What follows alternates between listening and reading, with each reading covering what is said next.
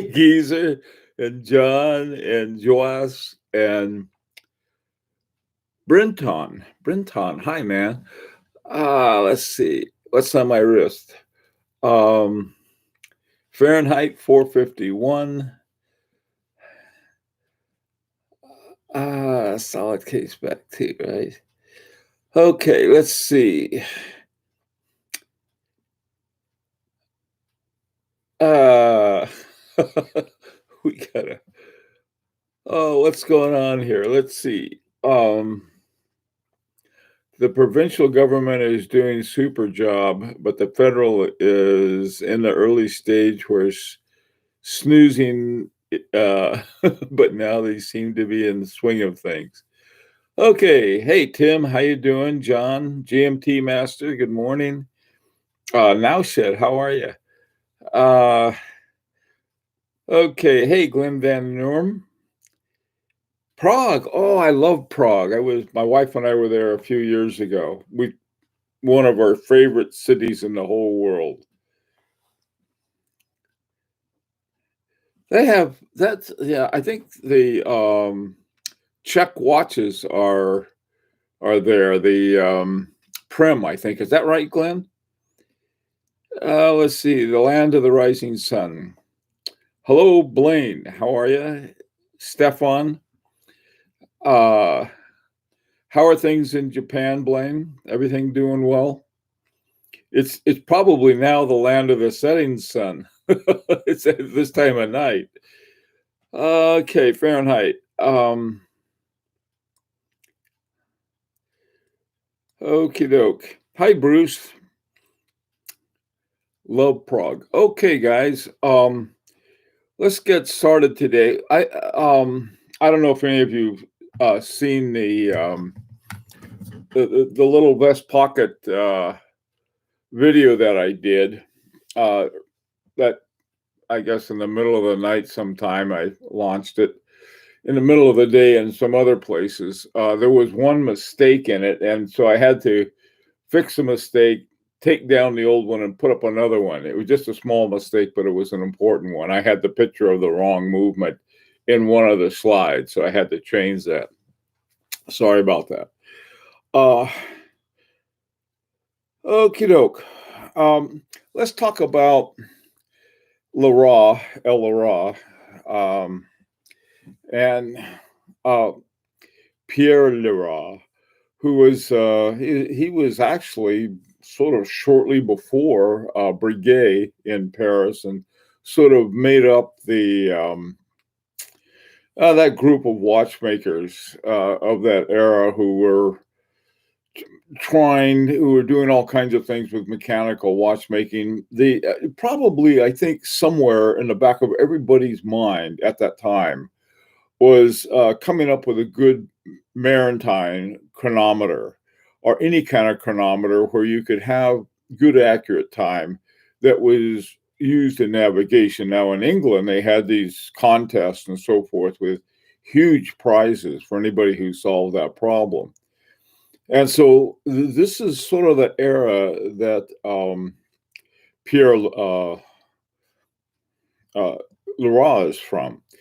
So, and then if they had a very constant history up until the quartz crisis, really. I mean, in fact, even after the quartz crisis, and they had the most complex watch from 1900 until 1989. And by 1989, that was pretty well past the quartz crisis, and Patek Philippe came up with one, and so forth. What I wanted to talk about is that what what is it that makes a successful watch company, and what is it that is fairly harmful? The couple things that came to mind, and I'd like to get your views on it. If we start with the most successful watch companies, we come up almost immediately with Rolex. And what has Rolex done? Well, they have a very high quality uh, process for making watches. That's one thing. They have a good, solid product. They don't really do a lot of innovation. They really don't. I mean, I know that Rolex fans like to roll out some things and say, look at they've done, and they're compared to other watch companies, they're not that much. The capability they have is incredible, and I see it, or saw it, I guess, in the Cellini prints. When you look at what they're, what could be done, and this is hand wound 3 hertz watch they made, is beautiful, but then it wasn't successful. And so Rolex didn't try to beat a dead horse with it, like, well, it really is successful, or to over advertise it or anything else. They let it die, sort of a natural death. Now, some companies will let something die and then bring it back if something shows up, like Patek Philippe did for some reason with a regulator. That thing was dumped and then it came back again. Maybe we'll do the same thing with that. Okay, so let's talk about that. Want to greet everybody. Williams Watches, Mezzine 44. Let me see. I didn't want to miss anybody. Mark. Hi, Mark. Hey, Mark, did you get my email? Let me know. GMT Master. Let's see. Bruce. Hey, James. How you doing? Received my Garrick watches brochure today. Good to see English watchmaking emerging again. There's this one company. There's an English watch company that makes these really, really excellent watches, but they're real expensive and they don't make very many. I'm not talking about Roger Smith, but another one, really good. Okay.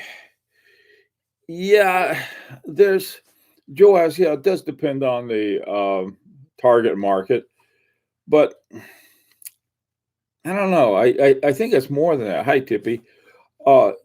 Hey, Truth Fears. Geezer's back. Hey, Bruce Gallo, how are you? It's a rainy day here, and so we're staying in, but we don't go far anyway. And I was thinking about this, and here you have a watch with the history of that El Ra has, and then you compare it to, let's say, Bovet.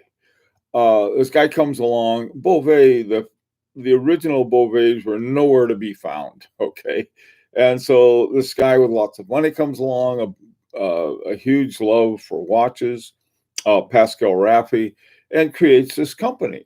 Now, this company is not a huge money maker, but they get along. Same thing with Moser. Moser's pretty smart, though, I think, in ways that a lot of people don't realize, primarily in the huge market that they have for their hairsprings. And you may say, well, hairsprings, just a little bitty part. They can't make much money with that. If you sell enough of them, you can. Hey, Eric, how you doing? So anyway, hi, Eddie. In looking at what is going on, it was what happened to El Ra is really hard to figure out on the one hand, but what it seemed to do is that they had these really, really exclusive stores in France. All of their things were extremely high priced, and it didn't work. Okay. And then in 2015, they built this absolutely beautiful watch with a movement, primarily a 2.5 hertz movement, a great big balance wheel, just a really beautiful movement.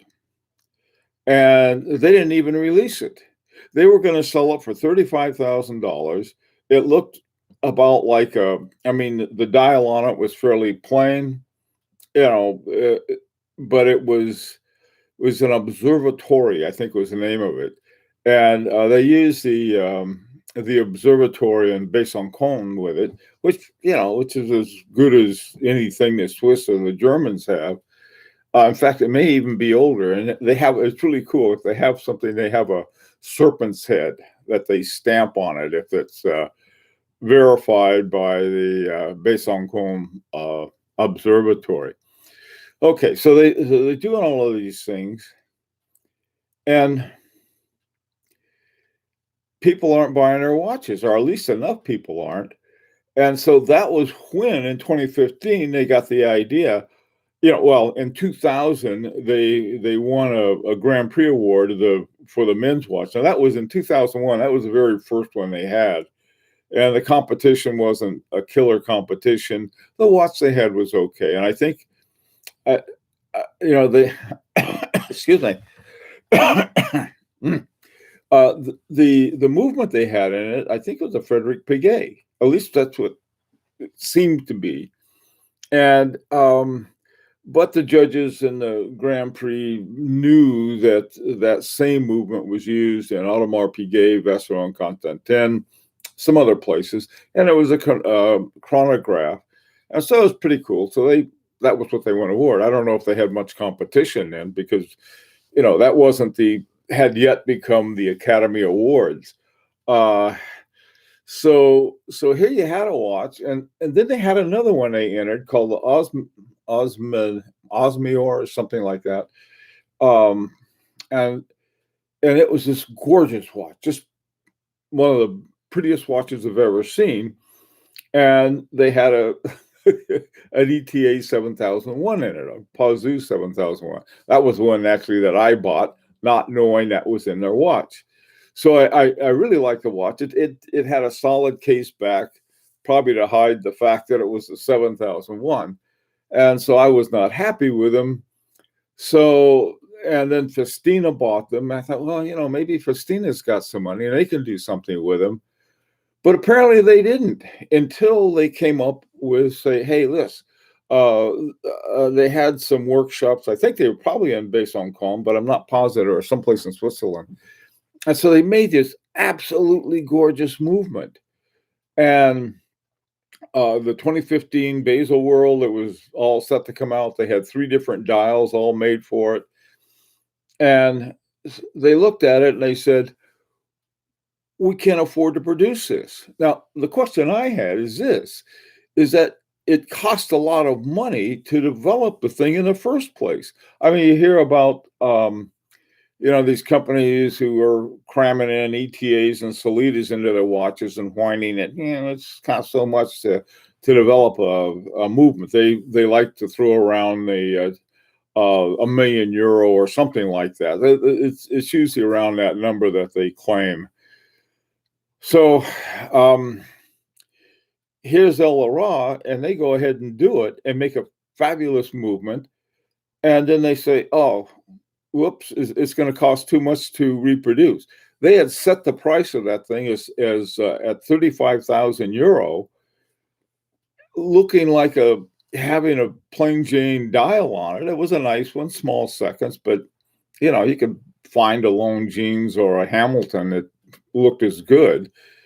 And so then they decide, well, I guess we better dump the whole thing. And I guess the question I have is this: first of all, if you're going to spend that much money on the development of a movement, and apparently it didn't look like they spared much because they produced this gorgeous movement, somebody has got to be at the helm saying, oh, if we make a movement like this, what is it going to cost to produce it? And is there any way that this is going to be sustainable? Was nobody asking that question? Here you had what they had done, beside putting some junk movements, I'll call them that, in some of their watches and not telling anyone. They also were using Vaucher movements, which is great. I mean, those are good. They're expensive movements, and some of their best watches in the 21st century that they've had since 2000 have had Vaucher movements in it. Nothing wrong with it. You can tell people you have a Vaucher movement in it, and they'll go out of their way to get it. So, you have certain kinds of things that, what makes you think that you're building this beautiful movement with no way to produce it I think Dufour uses it sequely produced. He refers to something as being sequely produced. Okay. I don't know. What do you guys think of that? Hi, Klaus. How you doing? Clyde Mills. See, what do you guys think? How do you, a lot of companies have tried to simply copy Rolex.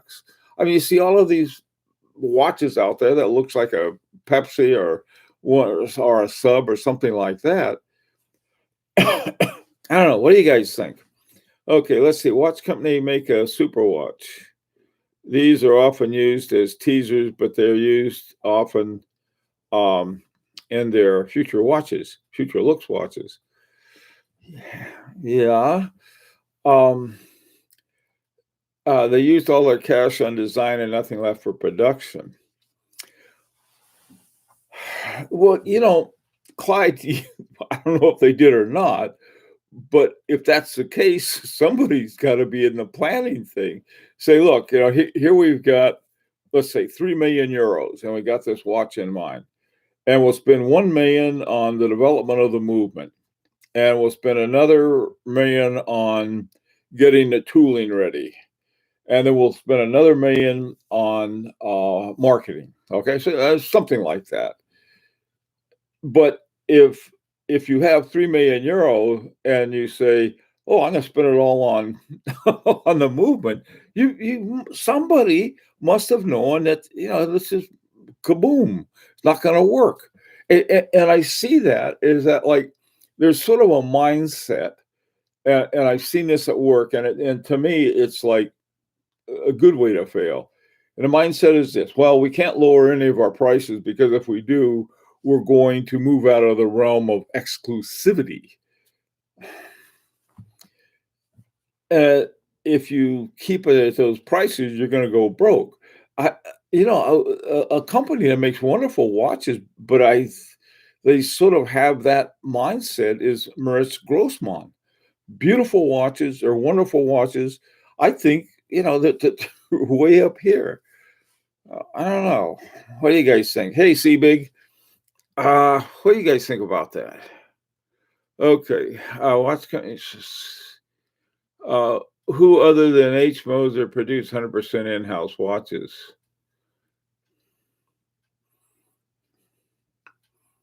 I don't. Oh, Roger Smith. I think maybe not even him. That's a good question, Blaine. I don't know. You guys tell me who has 100%. Doesn't Rolex aren't they 100% in-house?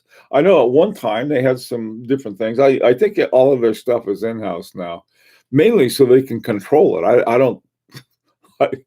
Economically, it may not have been as smartest thing to do. I don't know. Yeah, H. Moser does, and they even produce stuff to go out of house. In one sense, so does Parmigiani because they're part of a vertically organized system under the Sandoz family. The designs are by Michel Parmigiani, and then they go to this. They have someone to make the dial, someone to make the cases, and then Blachur makes the movements.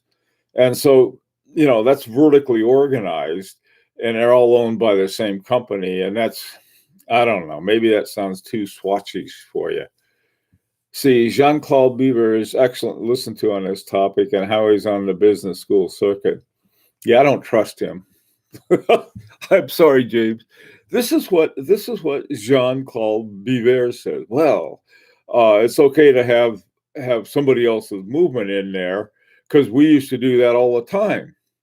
That's fine, but they don't tell the truth about it. He never mentions that, nor does he mention the fact that the good old days that he's talking about, they had not introduced high horology as a way to boost the prices and give this illusion of exclusivity.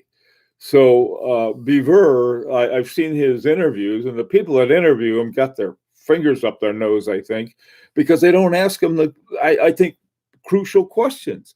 And apparently they act as though there never was a history that only Biver knows about because he was working in it. He's a very likable hustler. but very likable. My understanding, Rolex is still outsources some parts, the hands. Maybe they do. That could happen. I wouldn't be surprised. Oh yeah, they're okay. Let's see, 100% in-house Seiko, Citizen, Casio. Yeah, those are made in-house. Good one, Eric.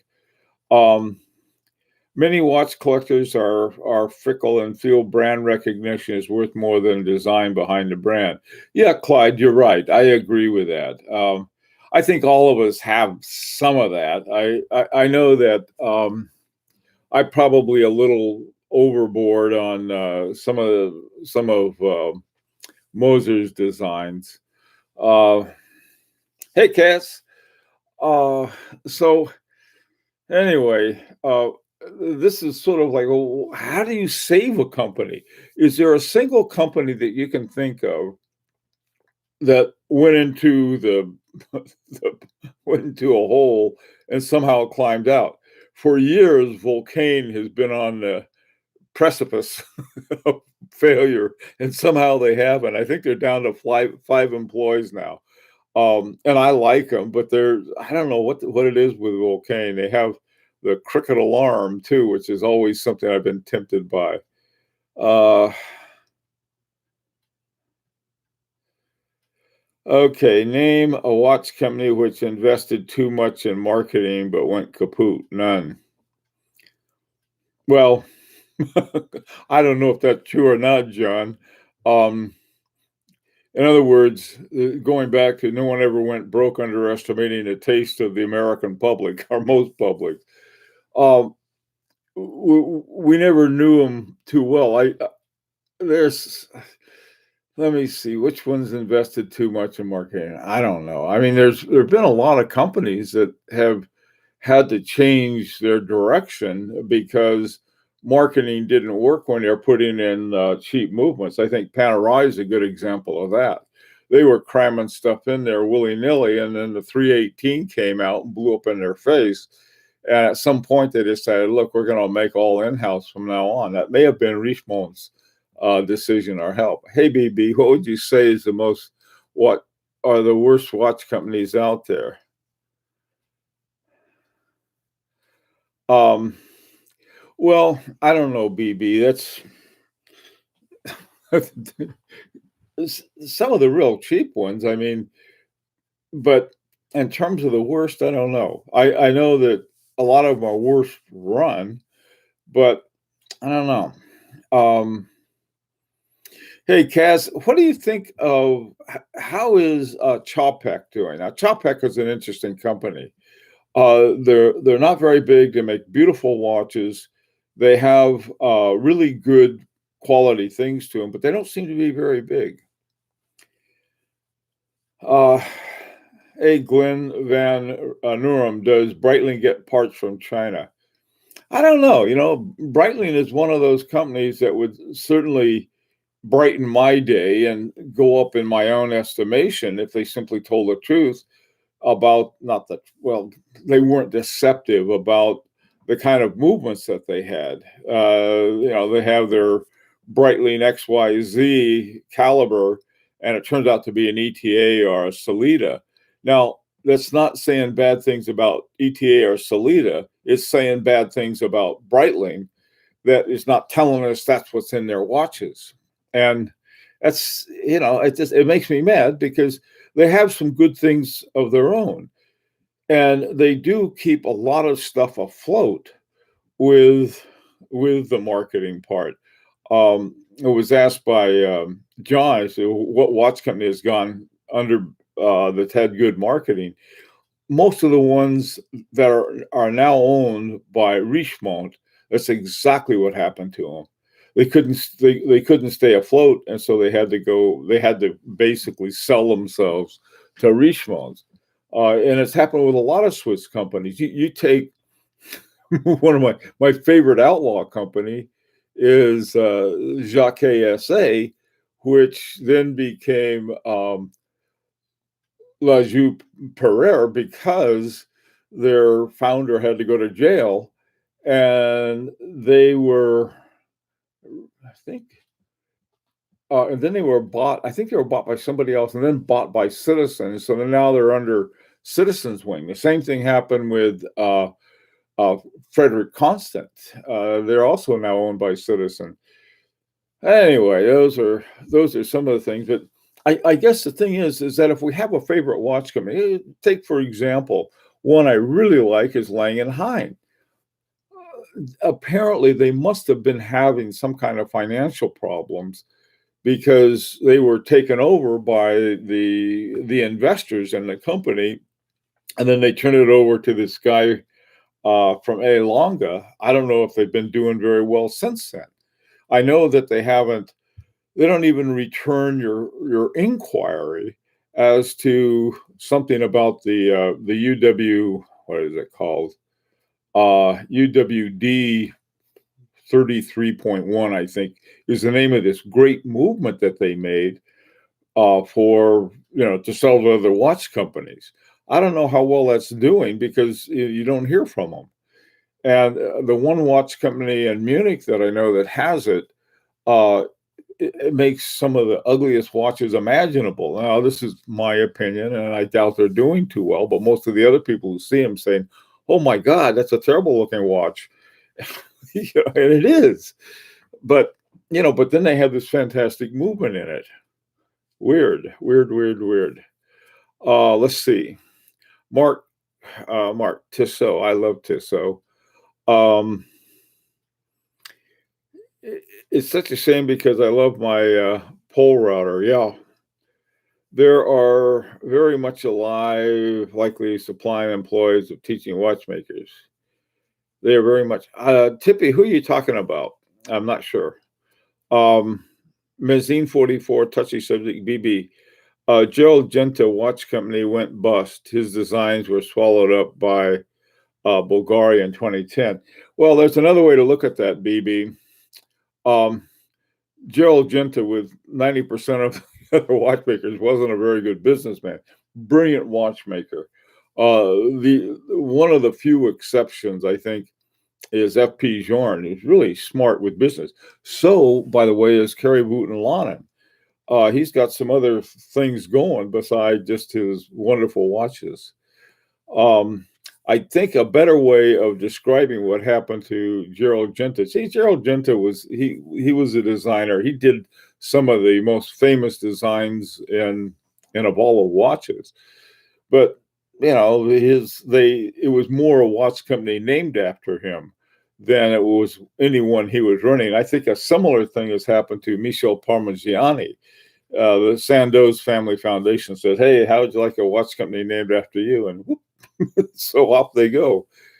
Okay, let's see. When an owner of a watch is too absorbed in watch perfection without taking into account talking to his accountant, they go kaput. Either that or they have such fabulous watches. You take a guy like Roger Smith. This guy, he he makes 10 watches a year from scratch, from beginning with a rod of gold for his cases. And he doesn't have to pay attention to anybody because he's got like 15 years of people lined up ready to buy his watches. In fact, they've already deposited and hope the people in front of them die because they want it. But I mean, I agree. You've got to pay attention to the economics of it. But I think the real issue in certain respects is that a lot of people could care less about the movement, and that's where you have your biggest expenses. Is designing it and getting it just so, and being able to charge enough to make it worth your while. If Roger Smith makes all of his own watches, charges about $100,000 a pop for each one, and has people lined up, and makes 10, maybe 11 a year, you're talking about $1 million operation. And he lives on the Isle of Wight, and he hires, I guess, a few interns or something like that, or apprentices. any apprentice watchmaker would love to work with him, just as he worked with George Daniels. But those are rare birds, I think. And I agree with John when he says, you got to pay attention to the business end of it. And that's what I'm really trying to get at is that how can you have the quality of watches that Leroy made in 2015 and produce them in such a way that people will buy them? Are there enough people around who really value that kind of movement or that kind of craftsmanship? I don't know if there is or not. Citizen is the world's thinnest light-powered watch.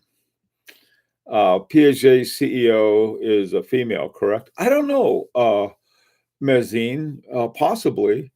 I know that Christine Hutter is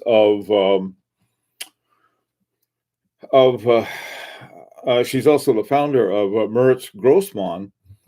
There's probably some other very excellent women who understand the market and everything else. See, there's another thing too. You look at the women's market. The women's market in mechanical watches isn't very big. A lot of the younger, sharper, real business women, they're getting a smartwatch. They've got an Apple Watch or something like that. Because they've had jewelry. They can have jewelry all you want. You can get a necklace, a bracelet, and so forth. In terms of decorating themselves, other than combing their hair, if they have it, about the only jewelry that guys have is a nice watch. Mezzine 44. I found her insightful. This is the CEO of Piaget, Mezzine 44. She, a lot of these guys, if you listen to Biver, he sounds like brilliant. He really does. And he has saved some watch companies, my understanding, but it seems at a certain point that he's suddenly gone. JLC CEO is also female. Okay. There are a lot of you have really good or bad CEOs that I doubt it's really based on gender unless there's something that's relevant to that. I think you need a combination of things to be a good watch company CEO. There's also too CEOs of, can you take a big company that's not going to make it and turn it into a smaller, high quality company that will make it? I don't know. That's another thing to think about. I mean, the accuracy problem was killed by quartz. It wasn't a problem after that. And now we're talking, the only thing that makes what we do, I think, is interesting is how you take an old technology like mechanical watches and do stuff with it. Okay, what's Tippy saying? Leroy needs to do some marketing. Oh yeah, but how? How do you do marketing? I agree with you, Tippy. They do need marketing, and John, I agree with that too. Don't get me wrong, but sometimes that's all you get. If that's all you have, can you get really good watches that way? I don't know. Beaver is a cool fella. Yeah, he is cool. But that doesn't. He's very charming. He has a very interesting watch collection and a lot of good things about the guy. But I'm simply saying is that in a lot of the interviews, he's not exactly he characterizes something that happened at another time when watch pricing was totally different.